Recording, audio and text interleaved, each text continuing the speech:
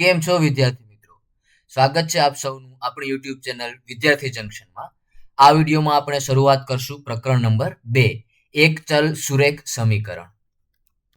તો મિત્રો, અગાઉના ધોરણમાં તમે કેટલીક બેઝિક પદાવલી અને સમીકરણો વિશે જાણકારી મેળવી છે.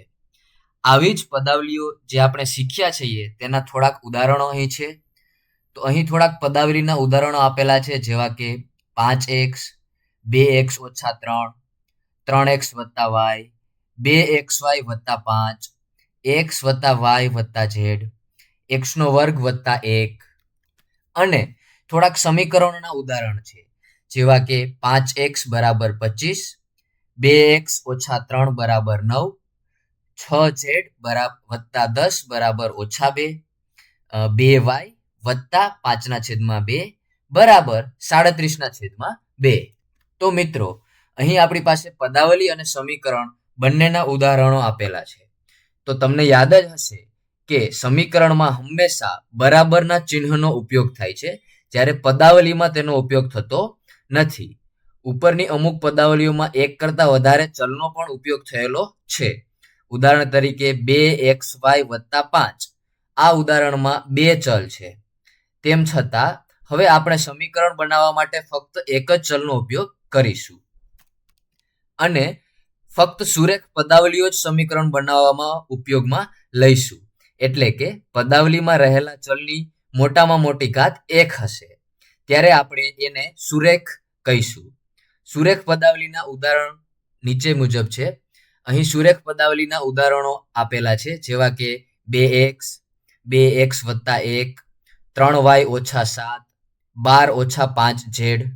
તો મિત્રો, આ બધા ઉદાહરણોમાં ચલની મોટામાં મોટી ઘાત 1 છે. તેથી આ બધા જ ઉદાહરણોને આપણે સુરેખ પદાવલીના ઉદાહરણો કહીશું. હવે પછી નીચે મુજબની પદાવલી સુરેખ પદાવલી નથી. x નો વર્ગ વત્તા 1, y વત્તા y નો વર્ગ, 1 વત્તા z વત્તા z નો વર્ગ વત્તા z નો ઘન. તો મિત્રો, આ બધા ઉદાહરણોમાં ચલની અધિકતમ ઘાત 1 કરતાં વધારે છે. તો આ ઉદાહરણો સુરેખ પદાવલી નથી. હવે આપણે સમીકરણોમાં એક ચલવાળી સુરેખ પદાવલીનો જ ઉપયોગ કરીશું અને આવા સમીકરણને એક ચલ સુરેખ સમીકરણ કહેવાય છે. તો મિત્રો, આપણા પ્રકરણનું નામ જે છે એક ચલ સુરેખ સમીકરણ, તેના ઉદાહરણો આપણે જોયા કે આપણે એક જ ચલનો ઉપયોગ કરીશું તથા તે સુરેખ સમીકરણ હોવું જોઈએ, એટલે કે મોટામાં મોટી ઘાત 1 હોવી જોઈએ. તો મિત્રો, હવે પછી આપણે આ પ્રકરણમાં એક ચલ સુરેખ સમીકરણનો ઉપયોગ કરીશું. તો મિત્રો, હવે આપણે જે જાણીએ છીએ તેનું ટૂંકમાં પુનરાવર્તન કરીએ. જેમ કે બેઝિક સમીકરણ એ ચલોના ઉપયોગથી બનતી સમતા છે. તેમાં સમતા એટલે કે બરાબરના ચિહ્નનો ઉપયોગ થયેલો હોય છે અને સમતાના ચિહ્નની ડાબી બાજુની પદાવલી, જેને આપણે ડા બા અને અંગ્રેજીમાં LHS, તથા જમણી બાજુની પદાવલી, જેને આપણે જ બા અંગ્રેજીમાં RHS કહે છે. તો મિત્રો, અહીં એક ઉદાહરણ આપેલું છે, 2x ઓછા 3 બરાબર 7. આ ઉદાહરણમાં અહીં x જે છે એ આપણો ચલ આપેલો છે તથા સમતા આપેલી છે અને આ જે 2x ઓછા 3 બરાબર 7, આને આપણે સમીકરણ કહીશું. અને અહીં તમે જોઈ શકો છો કે 2x ઓછા 3 એ આપણું ડા બા એટલે કે ડાબી બાજુ છે અને 7 એ આપણું જ બા એટલે કે જમણી બાજુ છે. તો મિત્રો, આ આપણું એક પુનરાવર્તન હતું, જે આપણે જાણીએ છીએ સમીકરણની ડાબી બાજુ અને સમીકરણની જમણી બાજુ. હવે મિત્રો, સમીકરણની ડાબી બાજુ અને સમીકરણની જમણી બાજુએ આવેલી પદાવલીઓનું મૂલ્ય સમાન હોય છે. જેવી રીતે ત્રાજવું આપણે જોયું હશે, એ ત્રાજવામાં ડાબી બાજુ અને જમણી બાજુ બંને બાજુ એક સમાન હોવું જોઈએ. એવી જ રીતે પદાવલીમાં પણ, સમીકરણમાં પણ ડાબી બાજુ અને જમણી બાજુએ આવેલી પદાવલીઓનું મૂલ્ય સમાન હોય છે. આવું ફક્ત ચલના અમુક ચોક્કસ મૂલ્યો માટે જ સાચું હોય છે. તેથી આવા મૂલ્યને સમીકરણોનો ઉકેલ કહે છે. હવે મિત્રો, આપણે એક ઉદાહરણ સાથે જોઈએ કે x બરાબર 5 એ સમીકરણ 2x ઓછા 3 બરાબર 7 નો ઉકેલ છે. કેમ કે અહીં x ની જગ્યાએ 5 મૂકવાથી સમીકરણની ડાબી બાજુ અને જમણી બાજુ સમાન આવે છે. તેથી x બરાબર 5 એ આ સમીકરણનો ઉકેલ છે. અહીં x બરાબર 5 માટે ડાબા એટલે કે ડાબી બાજુ આપણે ગણીએ તો 2 ગુણ્યા 5 ઓછા 3 બરાબર 7 આવશે અને 7 એ બા છે એટલે કે જમણી બાજુ છે. એટલે કે ડાબી બાજુ અને જમણી બાજુ સમાન થઈ ગઈ. હવે જ્યારે x બરાબર 10 એ આ સમીકરણનો ઉકેલ નથી.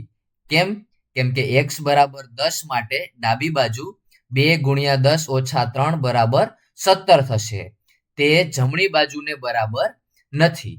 તેથી x બરાબર 5 એ આ સમીકરણનો ઉકેલ છે. તો મિત્રો આ વસ્તુ આપણે જાણતા હતા. હવે આપણે બંને બાજુ ચલ હોય તેવા સમીકરણનો ઉકેલ કઈ રીતે કરવો તે જોઈશું. તો અહીં તમે જોઈ શકો છો કે આ સમીકરણમાં બંને બાજુ ચલ છે. ડાબી બાજુ પણ 2x ઓછા 3, અહીં પણ એક ચલ છે x અને જમણી બાજુ x વત્તા 2. તો મિત્રો આ પ્રશ્નને કઈ રીતે ગણીશું આપણે? તો સૌ પ્રથમ આપણી પાસે 2x બરાબર x વત્તા 2 વત્તા 3 છે. તો મિત્રો આ કઈ રીતે થયું? તો આપણે બંને બાજુ 3 ને સરવાળો કરી દીધો. એટલે કે ડાબી બાજુમાં 3 નો સરવાળો કર્યો એટલે ઓછા 3 અને વત્તા 3 શૂન્ય થઈ ગયું. એટલે ડાબી બાજુ માત્ર 2x બચ્યું અને જમણી બાજુ પણ આપણે 3 નો સરવાળો કર્યો. હવે 2x બરાબર x વત્તા 2 વત્તા 3 5 થશે. હવે આપણે બંને બાજુથી x ને બાદ કરીએ. એટલે કે ડાબી બાજુથી પણ x ને બાદ કરીએ એટલે 2x ઓછા x અને જમણી બાજુથી પણ x ને બાદ કરીશું એટલે કે x વત્તા 5 ઓછા x.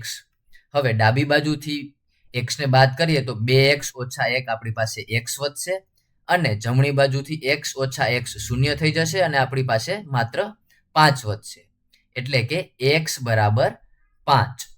તો અહીં આપણે સમીકરણની બંને બાજુની ફક્ત સંખ્યા એટલે કે અચળ પદ એ જ નહીં પરંતુ ચળવાળું પદ પણ બાદ કરેલું છે. કારણ કે ચલ પોતે પણ એક સંખ્યા જ છે એટલે આપણે એને બંને બાજુથી બાદ કરી શકીએ. અને મિત્રો ખાસ એ ધ્યાન રાખો કે અહીં બંને બાજુથી x બાદ કરવું એ હકીકતમાં x ને ડાબી બાજુ લઈ જવાની ક્રિયા છે. તો મિત્રો આપણે બંને બાજુ ચલ હોય તેવા સમીકરણનો ઉકેલ જોયો. હજુ એક પ્રશ્ન આપણે જોઈએ.